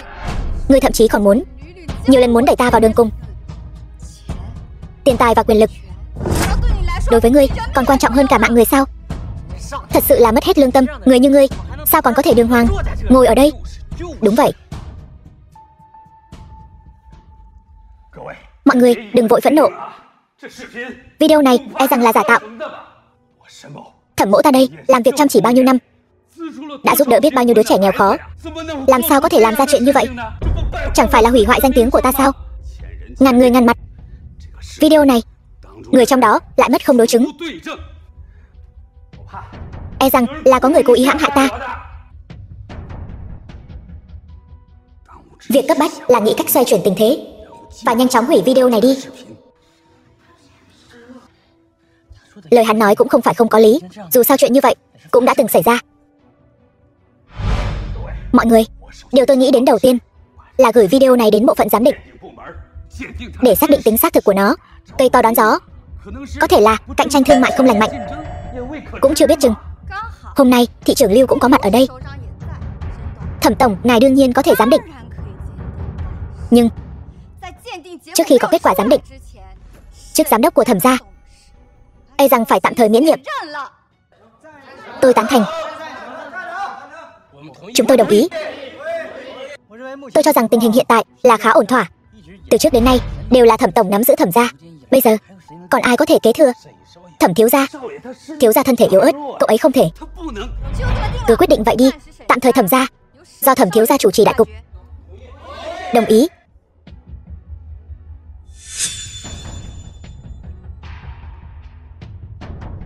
Còn câu trả lời của tôi tiêu rồi, quên mất chuyện này. Đại tiểu thư, chuyện gấp, tôi phải đích thân nói với cô. Lần sau đừng đến nữa. Nói trọng điểm, Thẩm Thế Bằng đã triệu tập Thịnh Thế tập đoàn, còn cả những cổ đông đã phản bội chúng ta lúc đó. Chắc chắn họ sắp ra tay rồi. Họ chuẩn bị xé rách mặt hoàn toàn sao? Sở Ý Hòa quyết đoán chưa bao giờ nương tay với kẻ thù, e là không còn đường lui. Sắp xếp lại những tài liệu chúng ta đã chuẩn bị trong những năm qua, giao cho Ý Hòa. Cô còn chưa tự mình đến à? Không, 2 ngày nữa chú sẽ tiến hành đợt điều trị chân cuối cùng cho tôi phải ở lại. Hơn nữa, kẻ thù lần này, cách của Sở Ý Hòa hiệu quả hơn.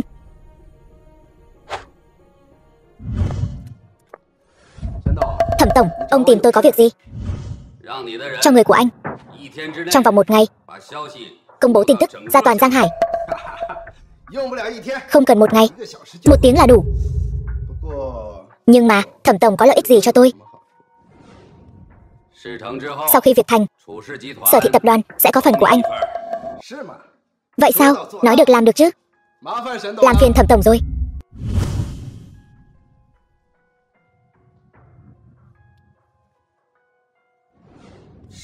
Đẳng cấp gì vậy? Đồ không ra gì, dám ra điều kiện với tôi. Bảo bọn họ chuẩn bị sẵn sàng. Một khi mạng xã hội lên nhiệt, lập tức tổ chức họp báo. Tôi muốn xem Sở Lan Tịch lấy gì để đấu với tôi. Không ổn rồi. Hiện tại trên mạng xuất hiện rất nhiều tin tức tiêu cực liên quan đến tập đoàn, yêu cầu chúng ta rút khỏi dự án Đông Môn. Hơn nữa các cổ đông trong hội đồng quản trị cũng liên kết lại ép cô từ chức. Cái gì? Tập đoàn lớn như các người mà không có cả đội ngũ truyền thông sao? Chuyện còn con này cũng làm phiền tôi. Tiểu thư, cô nghĩ quá đơn giản rồi.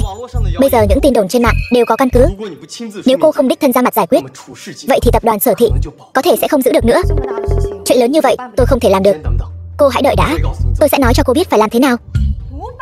5 triệu là để tôi trở thành con rối hình người của các người sao? 25 năm trước, mẹ ruột của đại tiểu thư đã bị sát hại trên xe. Sau đó, đại tiểu thư và lão chủ tịch lại gặp tai nạn. Đại tiểu thư mạnh lớn, sống sót cũng coi như là trời cao soi xét. Ngay trong lúc sinh tử này, đã để cô gặp gỡ đại tiểu thư. Nếu số phận đã sắp đặt như vậy, thì điều này chứng minh rằng Sở Thị tập đoàn vẫn còn có thể cứu được. Mạnh không nên tuyệt. Nếu như chuyện tiếp theo cô không muốn, chúng tôi cũng sẽ không ép cô. Cô có quyền lựa chọn. Đại tiểu thư đã giao đồ cho tôi rồi. Nói đi, Sở Lan Tịch bảo anh đưa gì cho tôi? Đại tiểu thư bảo tôi giao cho cô là tư liệu cô ấy đã dành nhiều năm thu thập được, cũng là chìa khóa để chúng ta lật ngược tình thế tiếp theo. Tôi đã xem hết mọi thứ rồi. Thông báo cho giới truyền thông phát tán đi. Tất cả mọi người hãy chuẩn bị theo kế hoạch của tôi. Buổi họp báo đã bắt đầu rồi. Chúng ta có lẽ hơi muộn rồi. Bằng chứng có đây. Vẫn kịp.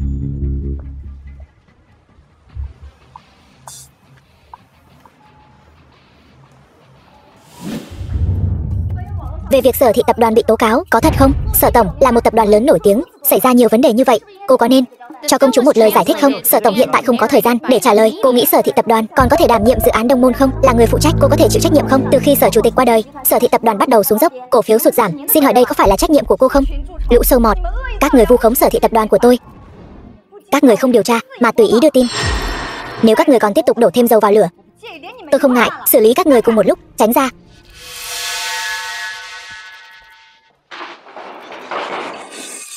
Thưa các bạn phóng viên thân mến, kính thưa quý đồng nghiệp, tôi là Thẩm Thế Bằng. Hôm nay tôi triệu tập buổi họp báo này. Mục đích rất đơn giản, chính là thay mặt cho Sở Thị tập đoàn trả lời về những tin tức và lời đồn sai sự thật trên mạng gần đây, làm rõ sự việc, trả lại công bằng cho họ. Vậy thì Thẩm Tổng, ý của ông là những thông tin bị tiết lộ trên mạng đều là giả sao? Chúng tôi cần sự thật, không phải lời nói dối. Cho đến bây giờ, hội đồng quản trị chẳng phải cũng không đưa ra được một bằng chứng hợp lý nào sao? Không chịu nổi nữa rồi. Thẩm Tổng, vì Sở Thị tập đoàn của chúng ta, tôi phải vạch trần sự thật ở đây. Sự thật gì? Thân là cổ đông cũ của Sở Thị tập đoàn, tôi với tư cách là giám đốc đương nhiệm của Sở Thị tập đoàn, tôi xin khẳng định một cách hết sức nghiêm túc rằng lý do mọi chuyện trở nên như ngày hôm nay hoàn toàn là do vị chủ tịch hiện tại của chúng ta bất tài. Cô ta căn bản không có tư cách đảm nhiệm chức vụ chủ tịch này. Ông có thể nói rõ hơn được không? Vì tập đoàn Sở Thị, Sở Lan Tịch nhất định phải từ chức. Cô ta phải trả giá cho những sai lầm của mình. Cô ta phải từ chức. Từ chức. Từ chức. Từ chức.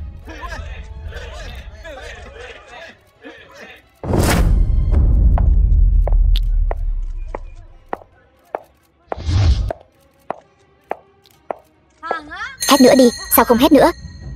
Câm hết rồi à? Sở Tổng, tập đoàn Sở Thị ra nông nỗi này đều là do cô sao? Cô đã làm gì mà khiến tất cả các thành viên hội đồng quản trị phản đối? Hôm nay không phải buổi họp báo do tôi triệu tập, nên tôi không có nghĩa vụ trả lời câu hỏi của các vị.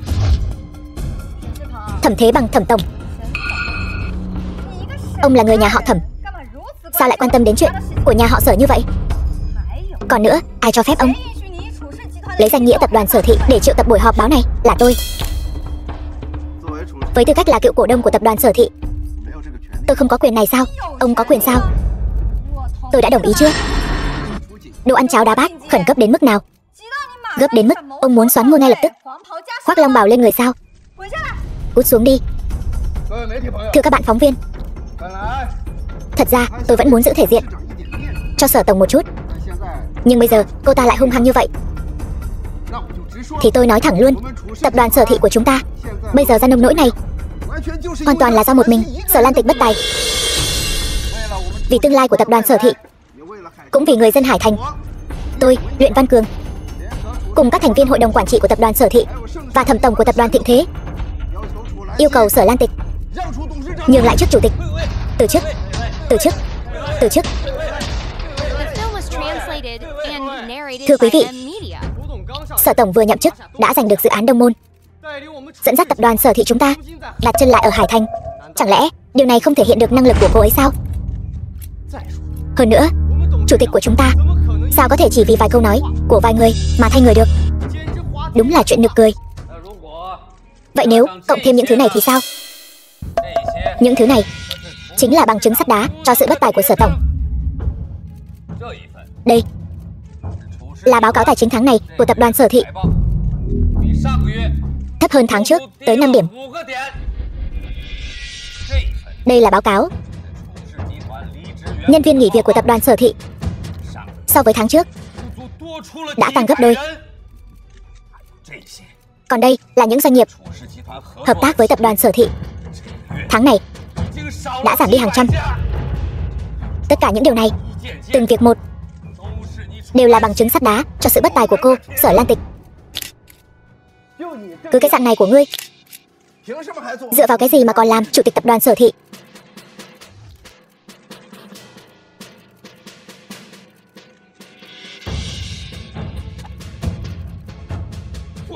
Sở Lan Tịch, buổi họp báo hôm nay ta đã sớm nghĩ thông rồi, nhưng vẫn luôn giữ thể diện cho các ngươi.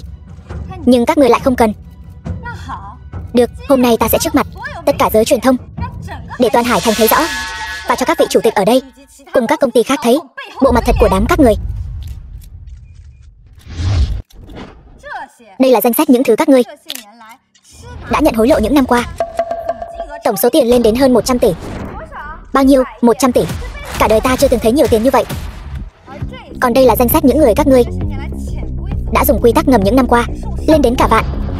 Còn có danh sách những đối tác mà các ngươi đã đưa ra với đủ loại lý do ngớ ngẩn trong những năm qua, lên đến hàng ngàn. Các ngươi vừa lấy ra tài liệu là để chứng minh năng lực của ta không đủ. Vậy những thứ này, đám lão già các ngươi không định giải thích sao? Thưa các vị trong ban quản trị, nhìn từ tài liệu thì tập đoàn Sở Thị hiện tại bây giờ ra nông nỗi này hoàn toàn là do các ngươi. Rõ ràng là lỗi của các ngươi, tại sao lại đổ hết lên người chủ tịch Sở? Có phải có kẻ đứng sau giật dây không? Chính các ngươi đã hủy hoại tập đoàn này, hủy hoại sinh kế của hàng vạn nhân viên. Chẳng lẽ các ngươi không có chút nào áy náy sao? Các ngươi là do ai phái tới tống cổ những kẻ không biết trời cao đất dày này? Ra ngoài cho ta. Vậy chúng ta hãy nói chuyện về tập đoàn. Ban đầu định tha cho các ngươi một con đường sống, nhưng các ngươi cứ khăng khăng nghe lời gièm pha, mở cái buổi họp báo gì đó để ép ta từ chức. Sao? Cái nhục ở buổi lễ kế nhiệm hôm đó vẫn chưa đủ sao? Bây giờ các ngươi tự từ chức rồi giao nộp toàn bộ cổ phần, ta có thể tha cho các ngươi. Nếu không, ta sẽ cho các ngươi ngồi tù mọt gông. Ngươi, một hậu sinh vãn bối, có tư cách gì mà ở đây dạy đời chúng ta? Lúc chúng ta cống hiến cho tập đoàn, ngươi còn đang bú sữa mẹ đấy. Đúng vậy, Sở Thị tập đoàn là do đám lão già ở trong miệng ngươi gầy dựng nên. Ngươi, một tiểu bối, được nhờ bóng mát của chúng ta mà còn không biết ơn, thật là đại nghịch bất đạo. Trừ khi ta mất ở cái vị trí này, nếu không ta không thể từ bỏ vị trí hội đồng quản trị. Tốt lắm, nếu các ngươi không muốn lui, vậy ta sẽ giúp các ngươi.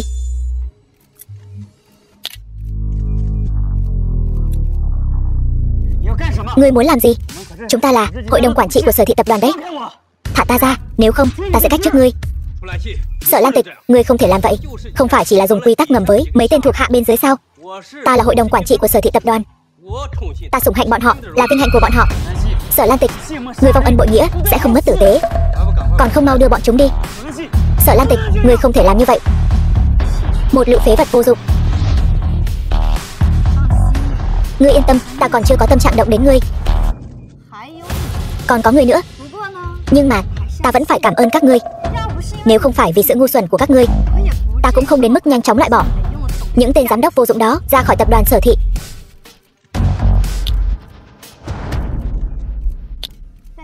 Tiếp tục cố gắng. May mà chuẩn bị đầy đủ, nếu không hậu quả thật khó lường. Lũ người này chỉ biết dựa vào công trạng trước kia mà ăn không ngồi rồi. Chính vì bọn chúng mà tập đoàn vẫn luôn dậm chân tại chỗ. Những năm qua, đại tiểu thư vẫn luôn thu thập chứng cứ, chỉ là nể mặt lão chủ tịch nên mới luôn nhẫn nhịn không phát tác. Vậy ngươi nói những giám đốc này đã có quyền lực lớn như vậy rồi, tại sao còn tham lam như thế? Tiểu thư, lòng tham của con người là vô đáy. Ngươi nói cũng đúng, chúng ta về thôi. Sở Lan Tịch này, không ngờ còn có chiêu này. Xem ra ta vẫn còn xem thường nàng ta. Thế lực của chúng ta trong tập đoàn Sở Thị lần lượt bị điều tra, vài cổ đông cũng bị bắt. Cứ tiếp tục thế này, e rằng chúng ta ở tập đoàn Sở Thị sẽ không còn chỗ dung thân. Những điều ngươi nói, chẳng lẽ ta không biết sao? Đồ vô dụng, ra ngoài. Nhanh chóng giải quyết tên thẩm thời giật đó cho ta. Chuyện này là sao? Tối qua xảy ra chút sự cố, bị thương rồi. Là ai làm? Không biết nữa. Tối qua, một đám người áo đen đột nhiên xông vào. Thiên Cơ Các mất mạng vô số, ta suýt nữa mất mạng. Chẳng lẽ thân phận thật sự của ngươi đã bị lộ? Có thù oán với ngươi cũng chỉ có Thẩm Thế Bằng. Ta cũng nghi ngờ là hắn, nhưng hắn làm sao biết ta chính là các chủ Thiên Cơ Các? Hơn nữa, hắn còn uy hiếp ta rút vốn đầu tư của ngươi. Chẳng lẽ Sở tổng, xin đừng làm hại thiếu gia của chúng tôi nữa. 2 ngày trước, thiếu gia đã dùng thân phận các chủ để đầu tư cho cô 500 tỷ. Giờ bị uy hiếp, suýt nữa mất mạng. Điều này chứng tỏ kẻ đứng sau chính là kẻ thù của ngươi. Ngươi chỉ muốn giải quyết khủng hoảng của tập đoàn Sở Thị. Ngươi có nghĩ đến thiếu gia nhà chúng tôi không? Vị này là... Cậu ấy là bạn thân của Tiểu Lâm. Đến thực tập, đều là người mình cả. Vậy Tiểu Lâm đâu? Tiểu Lâm, cậu ấy...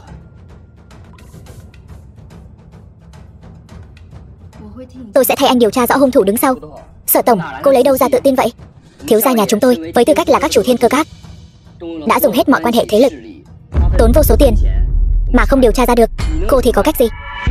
Tôi thì có cách gì? Tôi chỉ muốn làm hết sức mình, bảo vệ những người tôi quan tâm.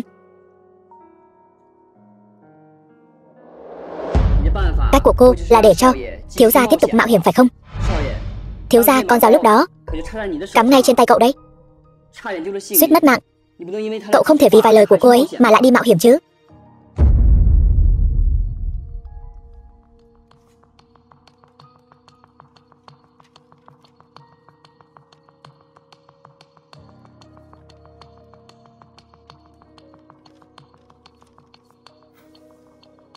Cô làm gì vậy? Chúng ta là bạn bè. Tôi không thể để anh mạo hiểm vì tôi nữa. Nhưng điều này có thể đảm bảo anh sau này sẽ không bị tổn thương gì nữa. Không thể đưa cho cậu. Sở tổng, Tiểu Lưu là trợ lý của tôi, lại càng là bạn từ nhỏ của Tiểu Lâm. Tôi vẫn tin tưởng được. Sở tổng, đưa tôi đi. Đây là thứ có thể cứu mạng cậu đấy. Tôi nghĩ cậu vẫn nên tự mình giữ thì tốt hơn.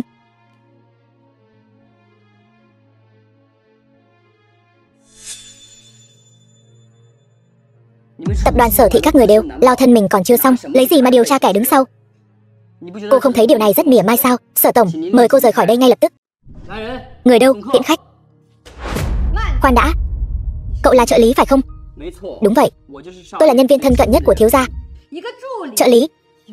Có tư cách gì đứng trước mặt tôi mà nói năng hàm hồ? Lại có tư cách gì thay mặt Thẩm Thời Giật quyết định? Tôi là nể mặt cậu ấy nên mới nhẫn nhịn cậu hết lần này đến lần khác. Nhưng cậu hãy chú ý thân phận của mình. Đủ rồi, Sở tổng, anh ấy là trợ lý của tôi. Cho dù là vì Tiểu Lâm cũng không cần cô dạy dỗ. Nếu thật sự muốn giúp tôi thì hãy nhanh chóng rời khỏi đây. Sở tiểu thư, mời đi.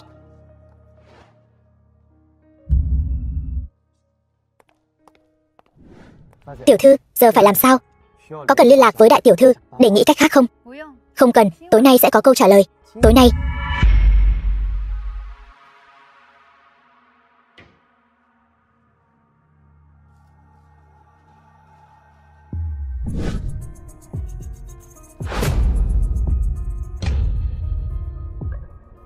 Tôi cứ tưởng cậu sẽ nhịn thêm chút nữa.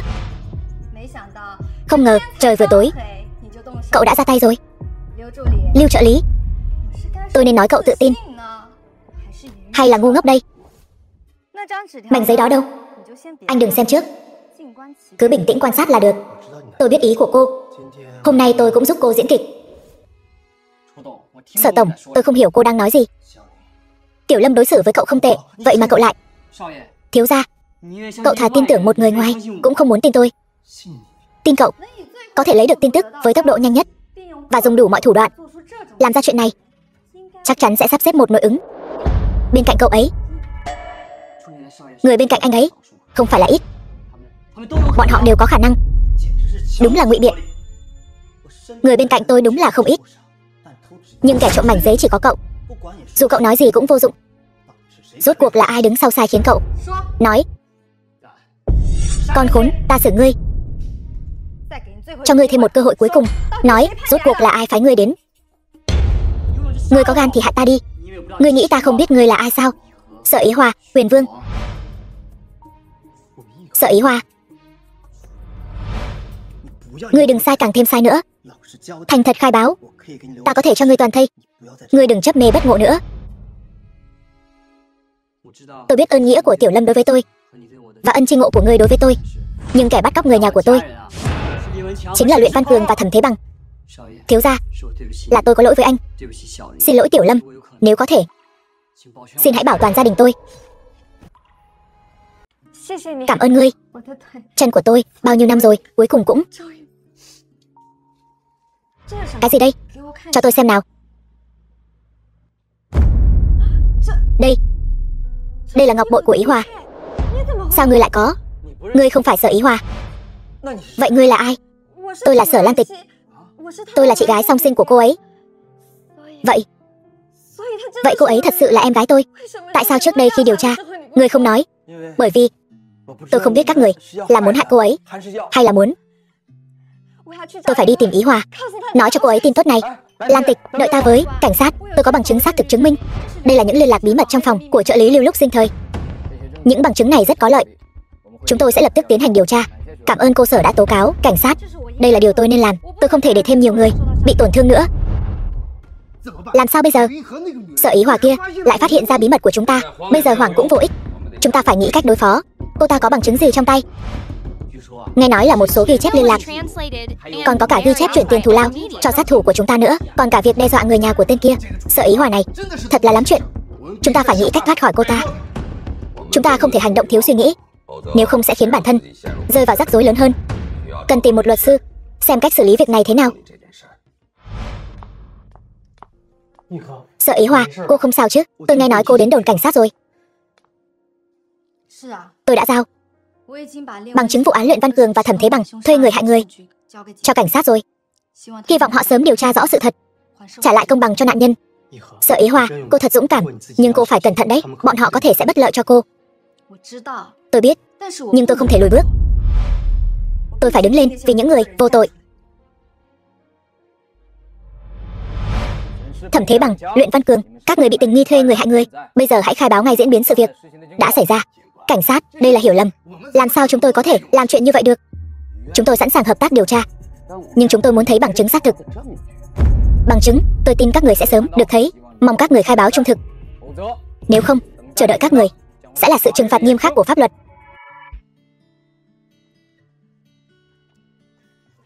Sở Ý Hòa, đừng làm việc quá sức. Em đã làm việc liên tục nhiều giờ rồi. Thời Giật, anh đến rồi. Không sao, vẫn còn một số việc cần phải xử lý xong.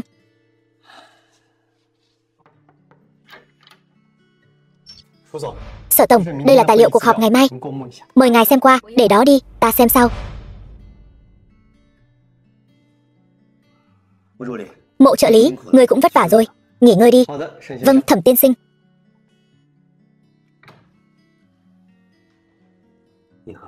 Sở Ý Hòa, em là một bà chủ xuất sắc. Thời Giật, anh đừng khen ta nữa. Thật ra nếu không có sự giúp đỡ của anh, ta cũng không thể đi đến bước này. Sở Ý Hòa, ta sẽ luôn ở bên cạnh em, ủng hộ em, bảo vệ em. Thời Giật, em.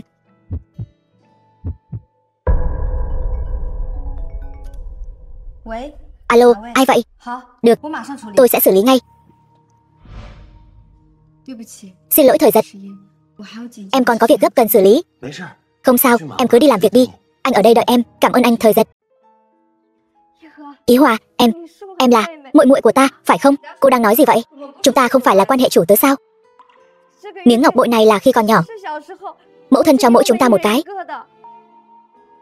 Ý Hòa, ta chính là tỷ tỷ của em, Sở Lan Tịch đây. Tỷ tỷ, thật sự là tỷ sao? Phải Ý Hòa, Lan Tịch chính là tỷ tỷ ruột của con. Tỷ tỷ, muội rất nhớ tỷ. Muội vẫn luôn tìm tỷ. Cuối cùng chúng ta cũng có thể đoàn tụ rồi. Cảm ơn tỷ tỷ. Sư phụ, có mọi người ở đây, con không sợ gì nữa. Ý Hòa, em còn nhớ ta đã từng tỏ tình với em chứ? Đương nhiên là nhớ. Thẩm Thời Giật, lúc đó em thật sự có chút ngạc nhiên, cần thời gian để suy nghĩ. Còn bây giờ thì sao? Em đã suy nghĩ rất lâu. Em cảm thấy chúng ta có rất nhiều điểm chung. Em cũng rất ngưỡng mộ con người của anh. Vì vậy, em muốn cho anh một cơ hội, cũng là cho bản thân em một cơ hội. Thật sao? Sở Ý Hòa, cảm ơn em. Anh sẽ trân trọng nó. Sở Ý Hòa, em trông có vẻ rất vui. Có chuyện gì tốt sao? Đúng vậy, tỷ tỷ sư phụ. Con muốn báo cho mọi người một tin vui. Chẳng lẽ là trúng số rồi? Không phải, là con và Thẩm Thời Giật. Chúng con đã ở bên nhau rồi. Thật sao? Chúc mừng hai đứa. Thẩm Thời Giật là một người rất tốt. Hai đứa nhất định sẽ hạnh phúc. Sở Ý Hoa, sự lựa chọn của con ta luôn ủng hộ. Thẩm Thời Giật quả thực là một người đáng tin cậy. Sư phụ chúc hai con hạnh phúc dài lâu. Cảm ơn mọi người.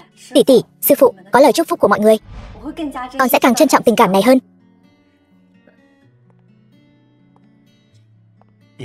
Ý Hoa, cảm ơn em đã cho ta cơ hội này. Ta sẽ cố gắng hết sức mình, trân trọng tình cảm của chúng ta. Em tin tưởng anh. Thẩm Thời Giật, em tin chúng ta sẽ có một tương lai tươi đẹp.